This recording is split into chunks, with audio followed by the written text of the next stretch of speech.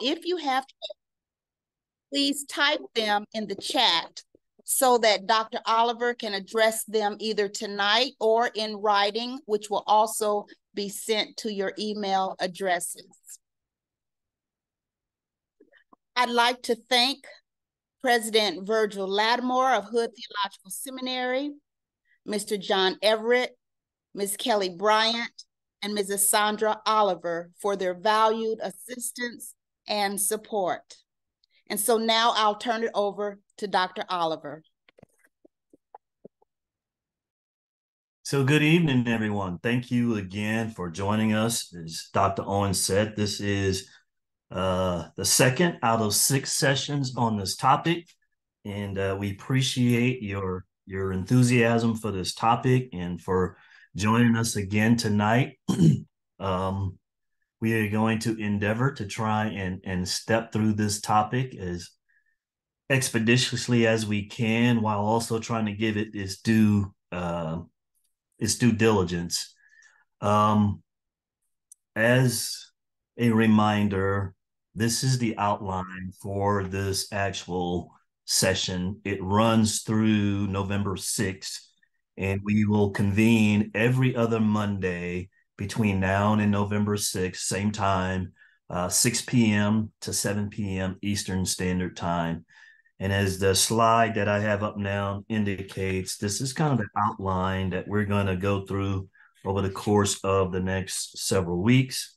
Last week was our introduction. And as Dr. Owens says, tonight we're going to hone in on a little bit of the history of race and religion, which by itself is a very broad topic. I do realize that. And there are several angles in which you could pursue in going after that. But I'm going to focus it down to just a few areas for the sake of our time and discussion. So I put this up here just as a reminder, and we truly welcome your participation, and we want this to be an interactive session as best we can with the number of people that we have participating. But as you can imagine, with the large group and trying to do this via Zoom, we have to put in some etiquette, I'll call it that, right? So first of all, please, as Dr. Owens said, please remain muted. We just have too many people to allow us to open up our mics and to be interactive. I wish we were in a large auditorium where I could see everybody's faces and we could do that kind of personal interaction. But for the sake of etiquette, please stay muted. And just as a reminder, we recognize that any discussion about racism is a sensitive topic, and we're not ignoring that. We recognize that it can evoke all kinds of emotions because it is something that we know that is rooted in our culture for centuries. And we're not going to solve it in the course of the 6-week class, but we do want to make sure that you are sensitive to other people's opinions. So as people share their thoughts and their opinions in the chat room, please be respectful of their opinions. No one is trying to make it personal. If we see someone who is, as we said last week, Hood Theological Seminary reserves the right that if we think that someone is being abusive or not being respectful, that we can take them out of the class virtually. So that's not to stifle any kind of discussion. Just be professional is all we ask. And so as such, please share your comments and questions, put them in the chat. I will endeavor to answer as many of them as I can, usually after the class is over, unfortunately, but I will try and stay cognizant of some of the comments and chats. And if I can address them tonight, I will. If not, I will get them to Dr. Owens in a timely as I can fashion. So if you have questions, the other option is to send your questions to Dr. Owens, and she will get them to me. And then I will try to address them before we convene again. And her email is there on the screen for you if you want to send your questions, which several of you did last week, and I appreciated them. I got some very thought-provoking questions from a couple of people, and I appreciate that. And so we look forward to the dialogue, and we just ask that you just please adhere to these simple rules as we go out as we continue for the rest of the night. So that being said, I thought I would start tonight off by just sharing with you. So when I opened up last session, I posed the question, why is it so difficult to talk about racism?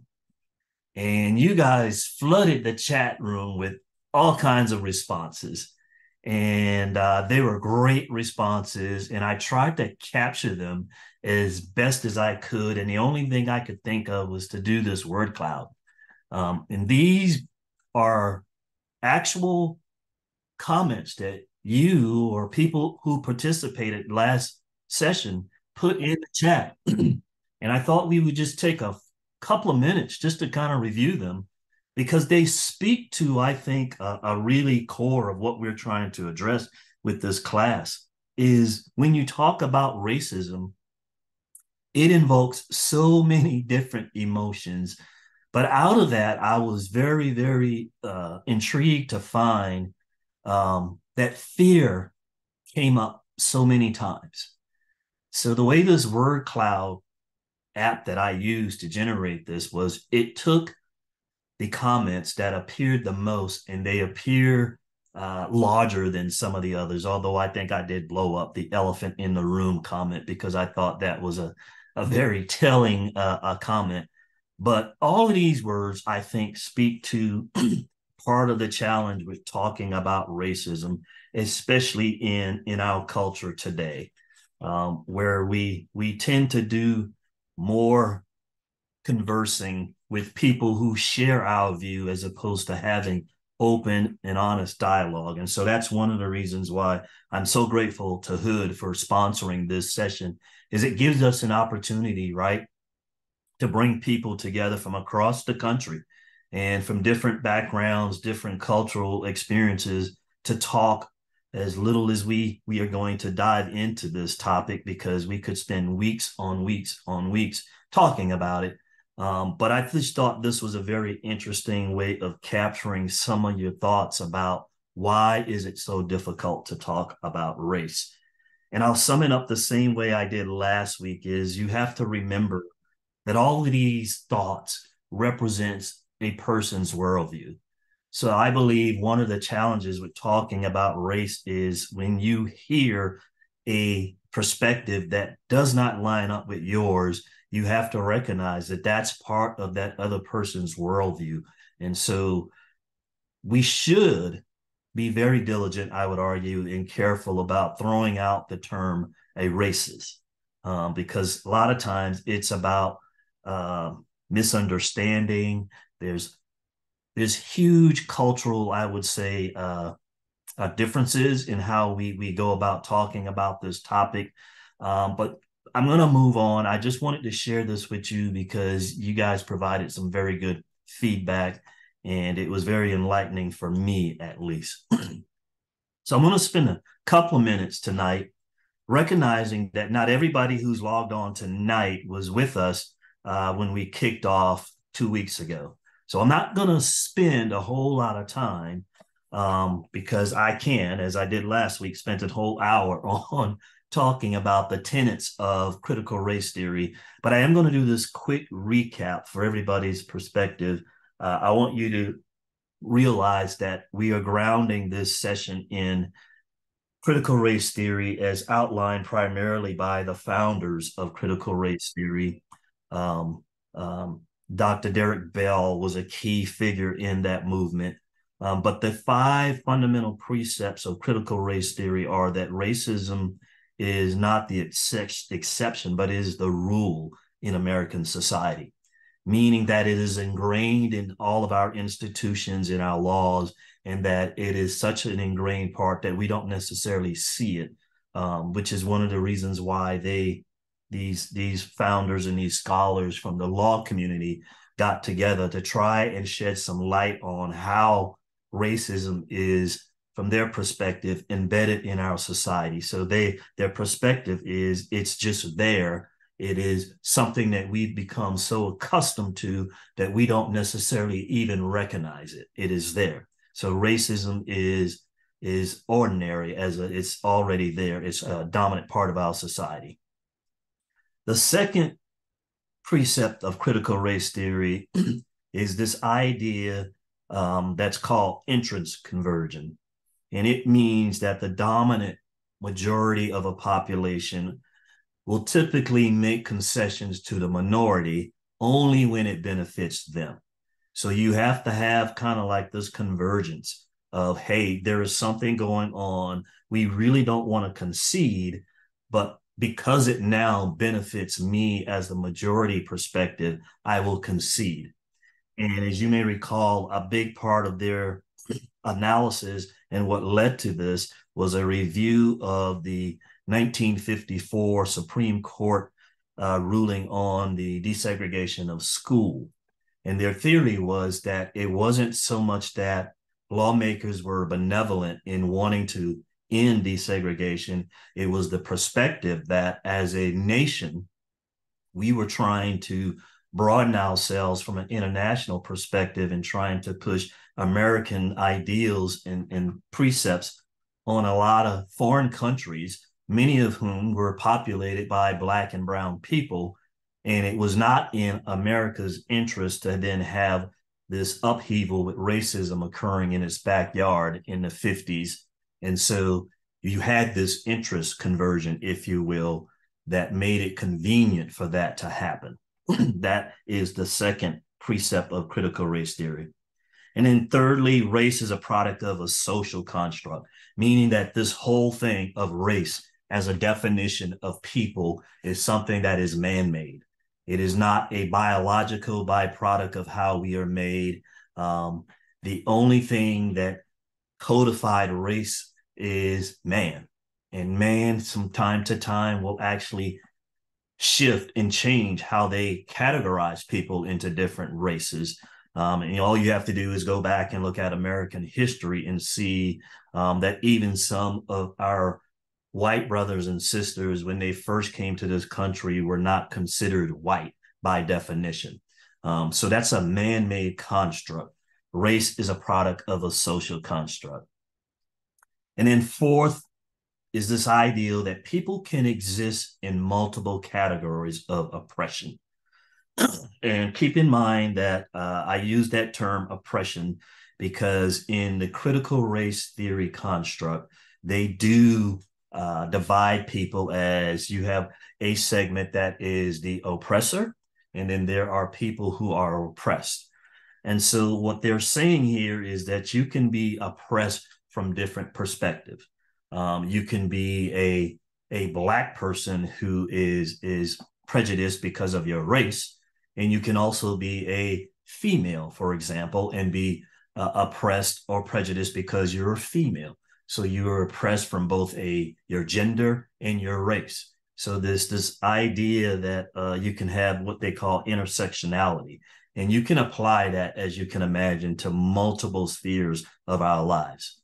And then lastly is this idea that people of color have more insight about racial oppression than white people.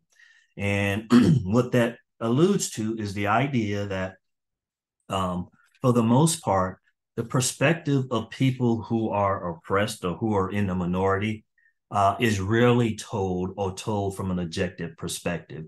And so they call this, you will hear this also referred to as storytelling, meaning that, we have to include the perspective of the minority perspective in order to have an accurate and full perspective of particularly history.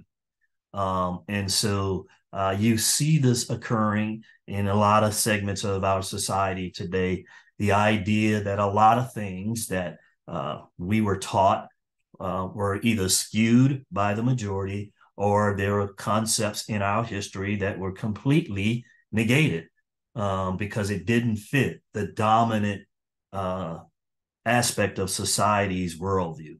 And so you have storytelling as another component of critical race theory. And so that's a quick and dirty overview of critical race theory. I want you to keep this in the back of your mind, because I will try, if we get through everything I want to tonight, to circle back to a couple of these precepts as we look at the history of race and religion. And so my goal tonight is I want to do an overview, a review of how particularly 19th century racism was shaped and shored up by the evangelical religious sector. And that's a very defined perspective or refined perspective of this broad category of race and religion. But for the sake of time, and because evangelicalism is such a huge part of American culture, and they have such a large influence on our religious sphere, I wanted to just narrow it down to that specter. And more specifically, I'm going to walk through how this played out in the idea of support to slavery, how this was actually embedded in what was referred to as the lost cause coming out of the Civil War. And then we're going to shift and talk a little bit about some of the aspects of how this played out during the Jim Crow era. So I'm going to start with that. However, before I jump into support to slavery, we can't have this discussion without first talking about the role of the Bible. Okay, because the Bible was the defining text that was referenced during all of these segments of history that we're going to explore tonight. You know, and one of the things we have to keep in mind, particularly in the context of history, is that when you go back to prior to the Civil War era, one, most people did not have a Bible in their homes. We take it for granted today because we all have Bibles. Most of us don't have them physically anymore. We have a device that we can call it up on our phones. It is as prevalent as you want it to be in your life today, right? You can call it up on a phone, but most people prior to the Civil War did not have a Bible in their homes. And a lot of people who did have them, they interpreted it very literally. And for the most part, the dominant portions of societies, their understanding of the Bible, came from their pastor. So how their pastor interpreted and how they express what they believe to be the Bible had a huge influence on society. So you can start to see this picture that preachers, pastors, played a huge role in shaping our society's perspective, particularly about this issue of racism. And because the Bible was such an influential part of it, we have to start there. And I need to point out that from a broader perspective, there were two particular passages of scriptures, not that they were the only ones, but there were two scriptures that were primarily used to underpin our society and the church's role, if you will, or religion's role in shaping how this country dealt with racism. I know I got a lot of Bible scholars out there, and many of you are familiar with this whole idea of the curse of Ham, right? So the curse of Ham, for those of you that don't know very quickly, is coming from this passage of scripture in the book of Genesis. You see it on the screen, chapter 9, verses 18 through 27. It tells this story. Most of us, if you were like me, I will tell you, when I was a child, I did not hear about the curse of Ham. The only thing I knew about Noah as a child growing up was he was the guy that built the ark and had all them animals marching in two by two, right? Nobody talked to me about the curse of Ham and how that actually played a role in my worldview, if I'm being honest. So the story is about Noah after the flood. Noah gets drunk. Yes, this preacher, if you will, he got drunk. He fell asleep, and one of his son, Ham went into his tent and found his father naked, laying in this tent, if you will. And if you've never heard this story, I know this may sound somewhat like esoteric, like, really? You're going to tell me that part of racism is based upon a man finding his dad laying on the bed drunk? Yes. It goes back to this because from the perspective of Noah, and you have to understand the Near East culture at that time, that was considered a very private thing. And the fact that he saw him led Noah to cite what you see here on the screen. It's called the curse of Canaan. And this is the actual passage that a lot of people lifted up in the 19th centuries, because a lot of people at that time interpreted this whole idea of the curse be to Canaan, a servant of service shall he be until his brother. And so a lot of people lifted up that first portion of that scripture, and they interpreted the word Canaan to mean dark, black, or Africa, depending on a number of interpretations. And they carried this forward to extrapolate this to say that from this perspective, that Black people were cursed and were destined to be slaves. And so they used this as a biblical underpinning in the early portions of our country's history to say why Blacks were, in fact, slaves. And we know now that this was a fallacy. It was false interpretation of scripture. If you really dive into this, and I'm not going to for the sake of time tonight, because I could do a whole lecture on the fallacy of the curse of Ham, but nowhere in the Bible does it say that Black people were cursed as a result of this. Canaan, who was actually one of Ham's son, by the way, Ham had 3 other sons, by the way. And so there's a false fallacy there, because why didn't this extend to all of them if they were Black? That's just one thing I will point out to you. But there were a number of fallacies, but nowhere in the Bible does it say that. And even today, some scholars will tell you that that interpretation of Canaan as being Black or dark is even false. So we had very early on in the 19th century this theory that was populated by what we would say today church folk to justify why Black people were enslaved.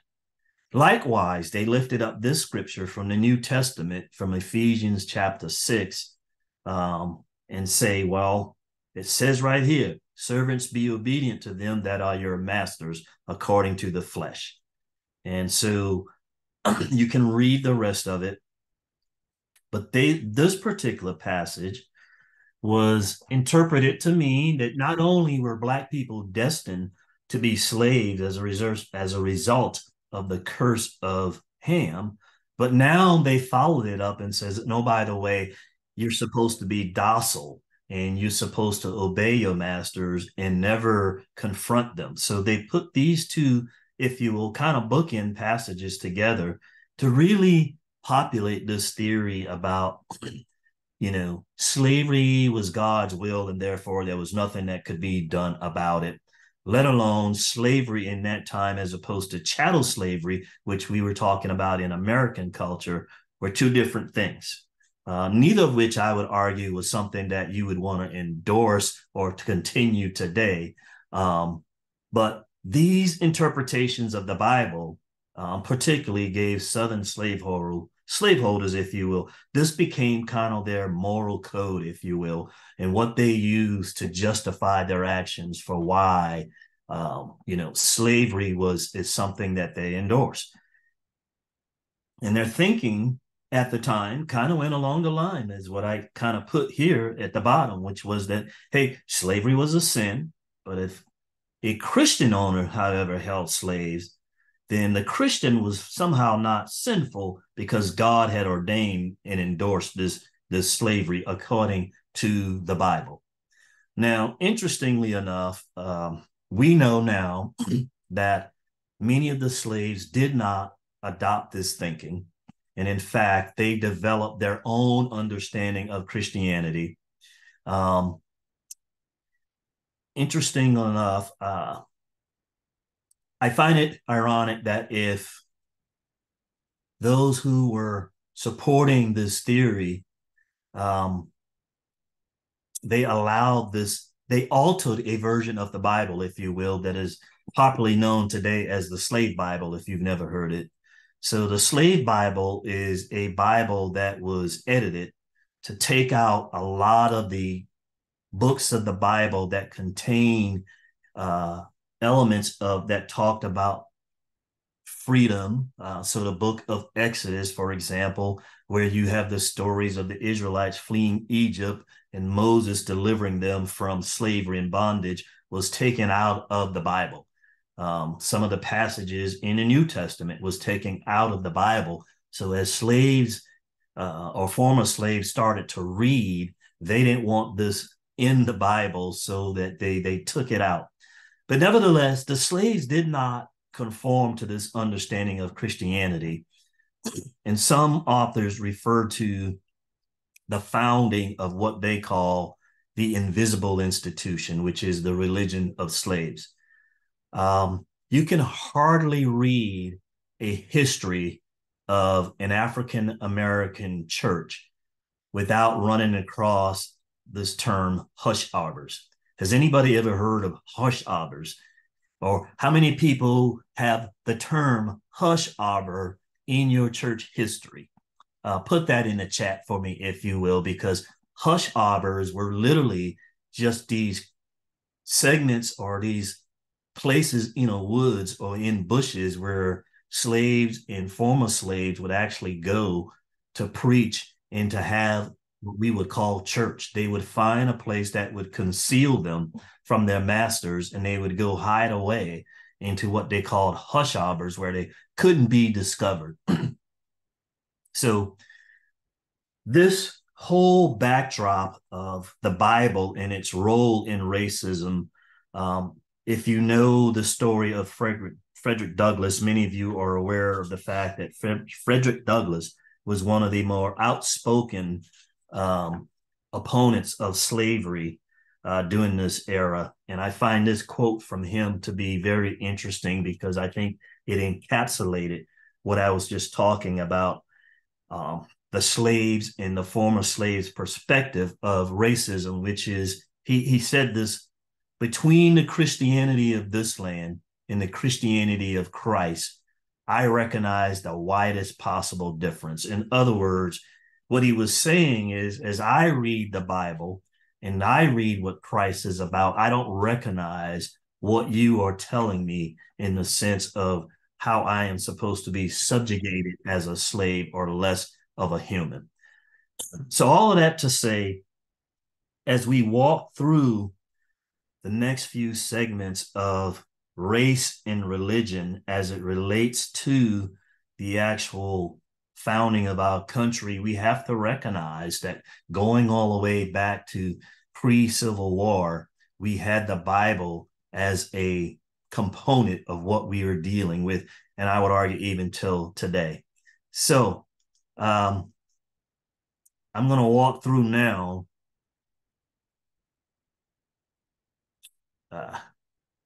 the next component of what I was talking about, which is race and religion. And as you wind the clock forward a little bit, after the Civil War, there was this period in the late 1800s after the Civil War where you might have heard this term used before, the lost cause.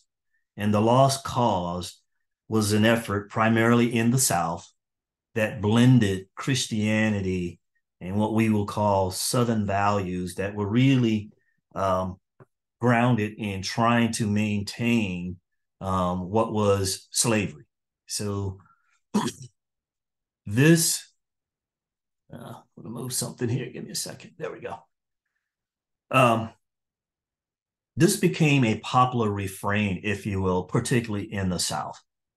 And at its core, they believe that the former society, after the Union had won the Civil War, there was this narrative that developed that, hey, even though the Civil War had ended, they believed that the former society was linked to Christian civilization and Christian values, and therefore it became this narrative that, like, hey, we are just now trying to preserve what is a wholesome and Christian-based way of life. And it was referred to as the lost cause. What we have to realize is that this narrative was very much so bolstered by Southern ministers. And as you recall, in my opening, I said a lot of people's perspective about religion in society came from their pastors and their ministers, because a lot of people still didn't have Bibles, or they didn't have ready access to Bibles, not on the level that we have it today. Okay. So there was this concerted effort to kind of create this history that, really kind of, I'm going to use this term, whitewash history, and they kind of subjugated the brutality of what we now know as slavery. And they framed it as this narrative as the Confederacy was just defenders of this noble and this Southern way of life. And that's all we're trying to do when we talk about states' rights and the fact that we need to hold on to these values. But at its core, we have to understand that the lost cause maintained the idea that Black people were still inferior to whites, and therefore they didn't have an equal place in society. The other thing is that they borrowed heavily from religious rituals. So if you go back and look in history, and we have seen this come to light, particularly, I would say, in the last 5 years, in the aftermath of the George Floyd incident, there was a lot of retrospectiveness and people, I think, having some honest or attempting to have some honest dialogue about our history. But a lot of what unfolded during that time frame, you can link back to this era in our history. So there was this mourning of the Confederate dead in a way that you see in religious practices almost, right? This is when you saw the explosion of a lot of the Confederate statues to Confederate generals. You had the creating of holidays to commemorate Confederate leaders, all came about as a part of this lost cause role. So, but they were borrowing from some religious aspects is one of the things I want to point out to you there. And I'm going to bring this other part up, and this sometimes is something that's sensitive for people to hear, but it is a part of our history that we need to talk about. Embedded in this lost cause dialogue was this idea of placing the Southern white woman on a pedestal. White women became kind of this monument, if you will, of what was holy, what was righteous, what was virtuous. And they just juxtaposed that to Blacks at the time. And so there was this element of our society, and not saying that everybody, adhered to these beliefs, but clearly there was this element that said, hey, anything that infringes upon the purity of our white women is something that we have to stamp out. And this played a huge part in stoking and continuing this fear, if you will, of Black men. And it also subjugated Black women in a much lower role. And I say that because as we roll forward in this lost cause era, we know this romanticism carried forward, and it was at the founding, or one of the things that really perpetuated the founding of the Ku Klux Klan, which was originally founded in 1865. And I find it interesting that one of their stated purposes was, of course, to defend white rights, to oppose the liberty for freed blacks. But they also talked about in my I'm going to get to this later, but there was this linkage to the Christian religion. And so the Ku Klux Klan, as we know it today, was stamped out for a while. And then they had this reinsurgence, and that's a typo on my part, please forgive me, that should say 1925, not 195. They hadn't been around that long, amen? So forgive me, that's a typo. That should be 1925. So the Ku Klux Klan made a resurgence, and they came back, and the leader of the Klan was a former white Methodist minister. And one of their pledges was that, hey, we pledge allegiance to the Constitution, to American ideas, and the tenets of Christian religion. I wanted to put that out there to show you there's been this thread throughout our history, and we just need to embrace it. We need to understand it, that America's religious institution has a role, and did play a role, in what we call racism today. So it played a role, okay? Roll your clocks forward, if you will, and let's talk about opposition to integration. I want to go back just very briefly, because I don't want to overlook the latter part of this lost cause movement. I didn't put it in here. I had a note to myself, so I want to go back just for a second. Because one of the ugliest chapters in our American history was underpinned by this movement, and that is the lynching of Black people. So, and a lot of it stemmed from that whole romanticism and the idea of putting white women on a pedestal, and putting them forward as the symbol of purity. If you know, or if you read anything about lynching in American history, you realize that many of the lynchings were carried out under the banner of a Black person, quote unquote, taking improprieties with white women, many of them which were fabricated, made up, and thousands of African Americans died at the hands of lynching, coming out of this kind of religious, if you will, if I can use that fervor, attached to the lost cause movement.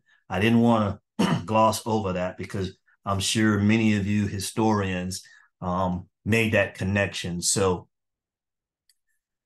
moving forward then, and again, I know I'm going fast, and this is a very high speed, I get it, and very fragmented look at our American history, but I needed some way to try and neck it down, to try and fit it into an hour, okay? So now we move forward to the Civil Rights era.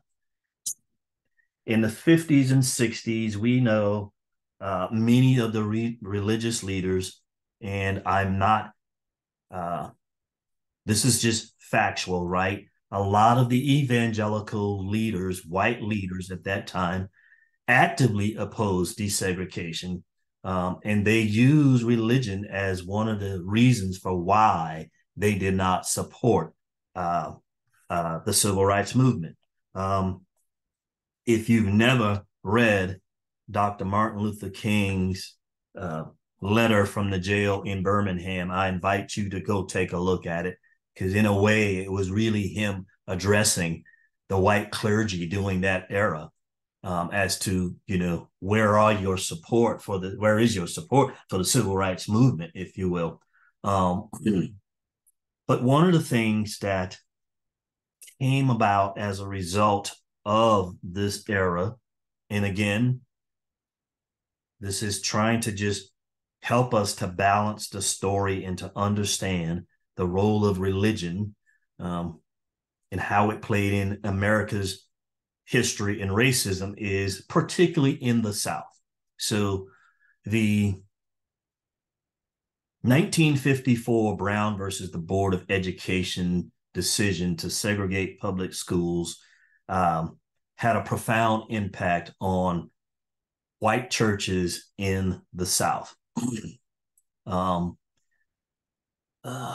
there's a book um, which was near and dear to my heart. I will recommend it. Oh, by the way, this is probably a good time for me to pause. So at the end of this class, I will publish a bibliography with some books and articles that you can go and for some of the references of what I'm talking about. But one of them I will tell you is a book written by an author, J. Russell Hawkins. And the book is called The Bible Told Them So. And if you really want to get a good firsthand perspective of the impact that the Supreme Court decision on desegregating the school had on churches in the South, I highly recommend that book, The Bible Told Them So. She really does a great job of unpacking, and she narrowly focused on the impact of white churches in the state of South Carolina and how they reacted to this landmark Supreme Court ruling, which was very interesting to me being a native South Carolinian, because I read this book and there was discussions about school systems in my backyard, churches in my backyard, where I grew up, and their role and how they reacted to this landmark decision. So anybody that grew up in the deep South is familiar with segregation academies. These were schools that popped up in the 50s and 60s to counteract the decision to desegregate public schools. And so white families who oppose desegregation, they look for alternative ways to keep their children away from Black kids. And so many of these segregation academies popped up, and you find that a lot of them were founded or had their origins in white churches. A lot of the white churches in the South endorsed them, in some cases funded them in the beginning. So here again, you had this blending of religion and racism. And this became a huge issue in the South. And a lot of them defended this by saying, hey, we're just defending Christian education, and they framed this around the idea of family values and why we need to endorse these segregation academies, and they popped up all over the South. A lot of them are still in existence today, if you want to go and research that. One of the more interesting findings that I found, so here now where I am in the state of Virginia, Prince Edward County Public Schools actually closed down. They shut the doors for 5 years. 5 years, they closed public schools because they did not want to integrate their school system. From 1959 to 1964, they locked the doors. And so pretty much all of the African Americans who were in public schools during that time frame didn't have schools, other than the Black churches or local people who got together to try and counteract that. That's part of our history that I don't know about you, but it rarely gets discussed. And I certainly never heard it in terms of how the church played a role in opposition to desegregation. And so that is something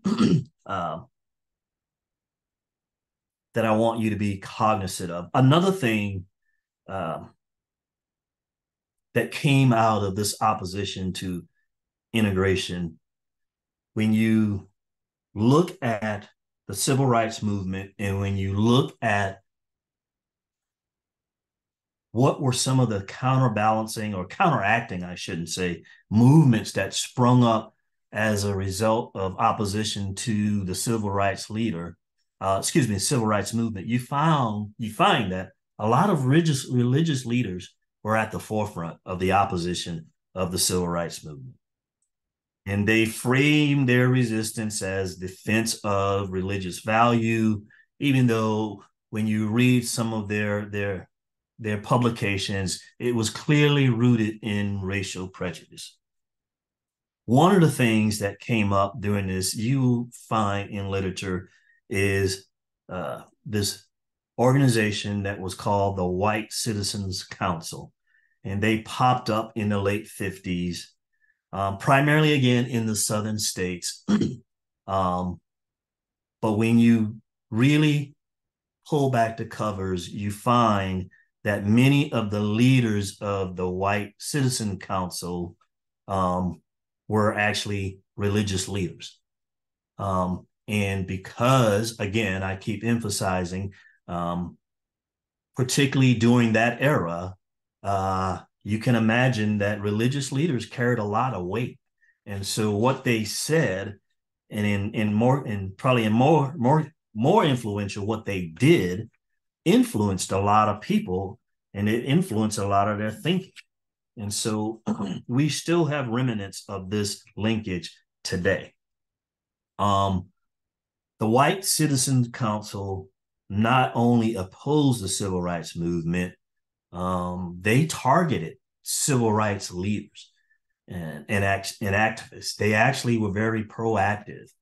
For anybody who supported segregation, it was part of their belief system that they had to actively live in this space, if you will, to oppose desegregation. I bring this up again because it's a linkage, again, between religion and racism in part of our history that I certainly never heard. Not that my perspective is the definitive one, but it is one that I think that we need to be cognizant of, okay? So all of this to say, I want to bring it back to critical race theory for a second as we get ready to close out. I mentioned in the overview, and we went into this obviously in a little bit more depth last week, this idea of critical race theory talking about intersectionality and how it plays a crucial role in understanding the multifaceted nature of discrimination, and by converse, the idea of privilege. I bring that up because I'm going to submit to you, rarely have I uncovered or seen discrimination from the perspective of race, unless what we just talked about on a very fast-paced level for the last 45 minutes or so is discrimination as underpinned by religion. And I suggest, throw out, question, is there intersectionality happening there between race and racial history? Because if you were someone who certainly grew up in that era, I think you can certainly make a case that there was intersectionality between racism and religion. And that's not an easy thing to come off some people's lips, particularly those of us who are in the space of clergy. But I'm going to throw that out there, and I invite you to share your thoughts on whether or not, what does that mean to you from the perspective? And if we're going to grab any pieces of critical race theory and try to use it to help us move forward, I believe that's something that we have to at least talk about.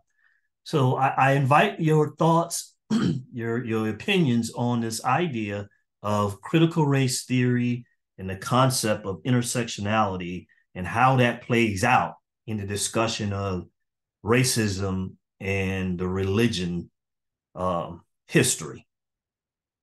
The second point that I want to call to your attention as we continue this dive down critical race theory, I mentioned to you that storytelling plays an important role in shaping and accurately portraying history, particularly from the perspectives of minorities, right? And what struck me as interesting is when I was going all the way back to talking about the Bible and racism and how the passages of scriptures were used to underpin justifying slavery, storytelling came to mind once again. So you had, and especially, I think it was utterly magnified in this whole concept of a slave Bible. So you had people trying to shape history, trying to tell history by altering the word of God, by taking out segments of the Bible. And it was up to slaves and former slaves to come forth and say, no, there's another part of Christianity that's not being spoken to. And they had to really step into that space and tell that portion of the Bible about what God said about the full counsel of human beings. And I just have to believe, or I wonder, if Frederick Douglass was alive today, would he look at that and say, that's an example of why we have to have storytelling? Because we would have never, I think, had what many of us now stand on as the institution of the Black church, had it not been for people stepping forward and saying, well, wait a minute, there are other parts of Christianity that's not being addressed, is not being spoken to. So again, I invite your thoughts, your comments on the idea of critical race theory and storytelling as it relates to religion and racism, as to whether or not this concept was actually something that fits into that that context. So I promised Dr. Owens that I would stop each night at 6:55. So I'm going to pause now. I apologize. I really was hoping to stop early enough to entertain some comments. And I see lots of comments here. And yes, some of the most revered pioneers of Christianity, when you really go back and look at history in context and full storytelling, there are portions of it that were never told. Jonathan Edwards is revered as one of the founders of the Enlightenment movement and helping to build out what we know now as the church. But he too owned slaves. Rarely do you hear that spoken of in a lot of the context or the history. So there are lots of context that I would suggest to you today that has been omitted, whether through ignorance or intentionally. But yeah. So with that being said, I have taught way too much. I encourage you. If you have questions, please send them to Dr. Owens. I do my best to try and address them over the course of the week, because we learn by dialogue. We learn by discussion. And I welcome your comments and thoughts. And with that, I yield now back to Dr. Owens. And again, thank you for your time. And I look forward to seeing you all again in 2 weeks for the next session. All right. Thank you, everyone, for your attendance tonight, and especially to you, Dr. Oliver. As he indicated, please email your questions to me. My email address is in the chat. and Dr. Oliver will address them. And you'll receive the documents, the reminder for session 3, and the Zoom link just a few days prior to our next session, which occurs on Monday, October the 9th, 6 p.m. Eastern Standard Time. Thank you, thank you, thank you. We so appreciate and are excited that you have joined us. We look forward to seeing you in 2 weeks. And until we meet again, blessings and shalom to each of you. Good night. Good night, everyone. Thank you. Bye. Good night. Great session. Good night. Good night. Good night. Thank you. Thank you. Good night. Thank you. And Thank you. Thank you. Good night. Night. Good night. Yeah. Wonderful. Good night. Thank you, Dr. Oliver. Good night. Peace of Christ. Thank you. Get it.